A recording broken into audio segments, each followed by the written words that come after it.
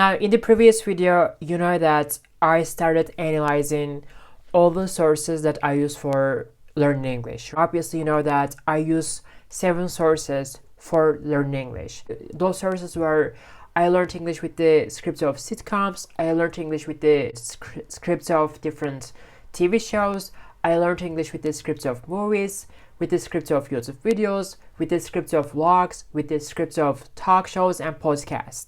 So basically, I used 7 different sources for learning English throughout my English learning journey, right? And in the previous video, we talked about how learning English with the scripts of sitcoms helped me to speak English fluently as a beginner, helped me to learn words effectively, very easily.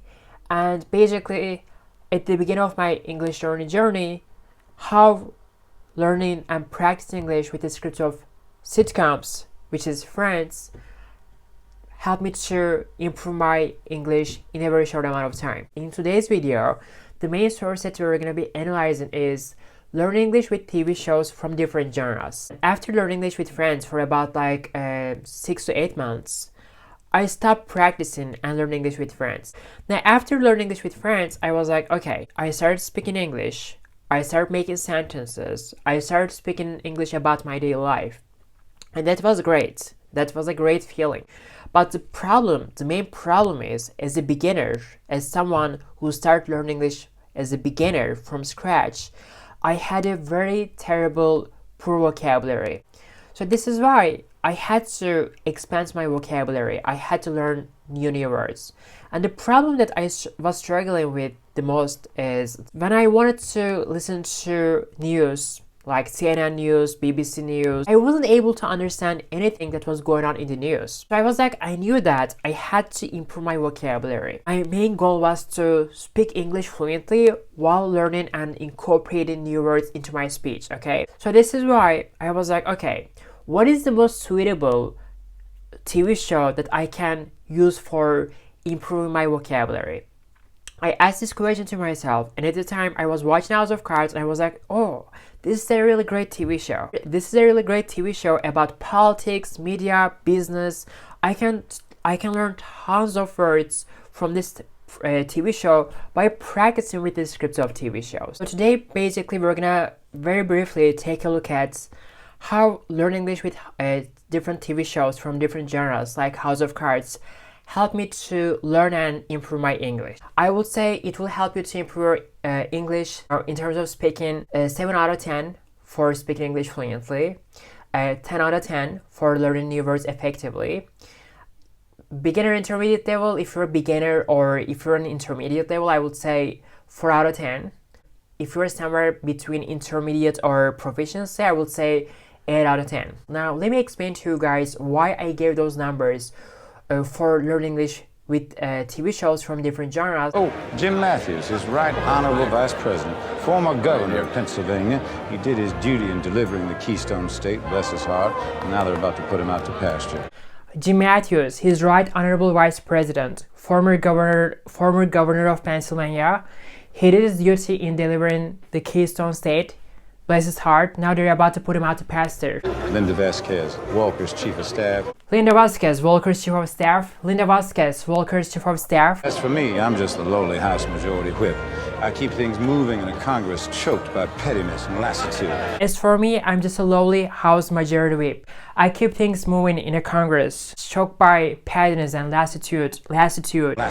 As I'm repeating those lines, as I'm practicing with the scripts of House of Cards, the first thing that you will notice is there are so many different words you won't use in your daily life.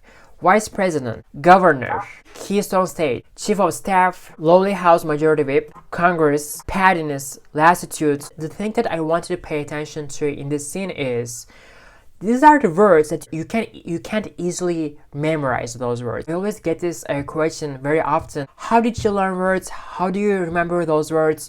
Do you use any flashcards or do you make list of words? I always get this question, how I learn words. I don't focus on learning words. I only focus on speaking. Okay, that is my ultimate goal. Speaking is the center of my English learning process. Okay, the reason why I am able to learn those words instantly, just like that, is because I'm speaking. I'm using those words effectively. So I turn those passive vocabulary into a active vocabulary. By using those words, I bring those words to life. I can very easily use those words in my speech, and I could also very easily talk about those topics that involve those words. I don't know if they'll announce before your board meeting. As long as I can say the donation is coming. As soon as it's official, Sandcorp will write you the check. I don't know if they'll announce it before your board meeting, so well, as long as I can say that the donation is coming, so as soon as it's official, Sandcorp will write you a check. So when you see me use those expressions like as long as soon as, right? The reason why I'm able to use those expressions very easily, because as I read through those lines, my brain started to pick up those expressions and started to understand the situations where I can say those words, I can use those expressions. So this is the main reason why when it comes to speaking, those expressions like as long as soon as, come out of my mouth very naturally. Basically, as time goes on, over time, I start to internalize those expressions. What? I'd say immigration, banking, or education, but none of my regular sources can confirm. Community of what? Or I can say banking or education or immigration, but none of my regular sources can confirm that. Because they don't know? Or because they're not talking? Because they don't know. Keep at it. Get me something. Because they don't know, fuck. Because they're not talking. Because they don't know. Keep at it, get me something. Keep at it, get me something. Because they don't know. Keep at it, get me something. Or I could say immigration, banking, or education, but none of my regular sources can confirm that. Now the thing is, banking, education, immigration, sources, confirm. Those are the expressions that you might come across if you're working at a newspaper, if you're working at some corporate, or if you're in business life, or if you're in politics. Totally depends on what you did in your life. The main reason why I rated Learn English with House of Cards in terms of fluency 7 out of 10 is because those are the conversations, those are the dialogues that you don't get to use, or you don't get to speak in your daily life. When you practice with the scripts of Friends, sitcoms, or vloggers, you will 100% find yourself in many different various situations where you have to use the very similar exact lines from from sitcoms. Ross, could you come and help me with the spaghetti, please? Yes.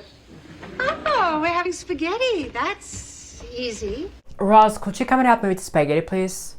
Oh, we're having spaghetti. That's easy. It's now almost 8 p.m. I'm going to make some hot chocolate. It is now almost 8 p.m. and I'm going to make some hot chocolate. Which is why print journalism is dying. Then it'll die with dignity, at least at this paper. So, which is why print journalism is dying. And it'll die with dignity, at least at this paper. Dignity, at least at this paper. You are stuck in the 20th century, Lucas. You lack imagination. You're stuck in 20th century, Lucas. You lack imagination. Imagination. Maybe so, but right now I don't need imagination, I need copy. Maybe so, but right now I don't need imagination, I need copy. Copy. Your nights and weekends are yours. I applaud whatever you want to do, as long as it's not on my time. You're telling me to get back to work. If you're not working at a newspaper in your daily life, you will not, there's a high chance that it's very rare that you will use those words like, print journalism, lovely house majority whip, board meeting. It depends on what you do for a living, but in your normal daily life, these are not the words or these are not the dialogues that you will be using. So this is why practicing English with these different TV shows from different genres will help you to improve your English to some degree, to some extent, okay? But in terms of learning words, you will be learning words very effectively. The most important advice from me too is you need to identify your goal. Like, what is your goal by learning English? If your goal is to just speak English fluently on normal basic topics, then learn English with sitcoms, practice English with sitcoms, and then move on to do vloggers and YouTube videos. And practice with YouTube videos and vloggers. If your goal is to master your vocabulary, if your goal is to expand your vocabulary on a very specific topic, let's say you wanna be streamer like Hassan Piker, you wanna get into politics, or maybe you're studying international relations, maybe you're studying media marketing, business. I don't know. Maybe you will get a job at a corporate where this business requires you to speak or use those business terms. If you ever plan on practicing with the script of TV shows from different genres, make sure that those TV shows cover the topics that you are interested in learning. Otherwise, practicing with TV shows from different genres will be waste of time. Basically, if you have to compare learn English with the script of sitcoms versus learn English with the TV shows from different genres, when you practice with sitcoms, you will 100% improve your speaking skill in the most efficient way, 10 out of 10. You will learn words very effectively, 10 out of 10, 10 out of 10, but you will not be learning advanced words. You will not be expanding your vocabulary drastically, because you will only get to use words that you only use it in your normal daily life, which is a great way for improving your normal daily talk. But when it comes to advance your English, I will say that after practicing English with sitcoms, you need to stop and you need to practice with a TV show that you're interested in. Okay, that's the main difference between learn English with sitcoms and learn English with TV shows. So this is exactly what I did in the first year of my English learning process. I started practicing English with friends, then I went with House of Cards. In the next part of this video, we will talk about how learn English with the scripts of YouTube videos, traditional classic YouTube videos, where YouTubers talk to camera, just directly talk to camera, straight to the camera, and how learn English with vloggers, with vlogs, and how learn English with talk shows will help you to improve your English in terms of fluency, in terms of learning words effectively, and based on your level. We will compare those sources, learn English with the script of YouTube videos, vloggers, talk shows, to learn English with TV shows, sitcoms, learn English with TV shows from different genres, and learn English with movies. So basically, we will compare those three sources to those three sources. What are the main differences and advantages and disadvantages of learn English with vloggers, talk shows, YouTube videos, and versus learn English with the sitcoms and TV shows from different genres and movies. The next video, guys, the upcoming video is gonna be crazy important. Okay, my purpose of doing those series is I want you to understand, I want you to fully comprehend and understand my whole English learning process, so that you can choose the most suitable, the right and the most suitable source for your English learning journey.